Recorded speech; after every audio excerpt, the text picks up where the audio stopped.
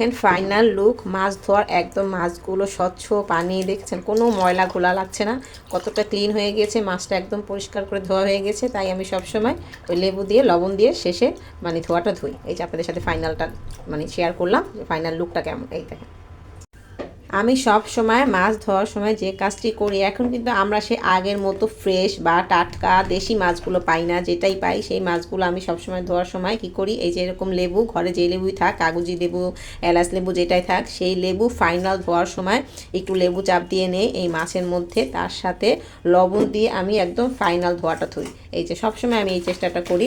তাহলে কি হয়, মাছের যে এখন যে একটা অন্যরকম একটা স্মেল আসে, আগে আমরা ছোটোবেলায় যেরকম মাছ খেয়েছি সেরকম না। এই যে দেখেন এইভাবে লেবু দিয়ে লবণ দিয়ে ধোয়ার পরে দেখবেন মাছগুলো কেমন যেন আরও বেশি স্বচ্ছ পরিষ্কার, ধোয়াটা একদম ক্লিন হয়ে যায়। যে দেখেন আমি সবসময় এই কাজটি করি, ফাইনাল ধোয়ার সময় লেবু চাপ দিয়ে লবণ দিয়ে তারপর আমি ধুই। এই যে পাবদা মাছটা আজকে আমি সেটাই করলাম, রুই মাছের সময় করি, মানে সব মাছের সময় আমি এই কাজটি করি আর কি। এই যে দেখেন পানিগুলো কেমন সাদা সাদা ঘোলা ঘোলা হয়ে গেছে, তাহলে মাছের যে একটা অন্যরকম একটা স্মেল আসে সেটা আসে না। এটা আমি করি আর কি, এক একজন তো রান্না বা কাজের ধরন এক এক রকম, আমি যেটা করি আর কি সেটাই শেয়ার করলাম।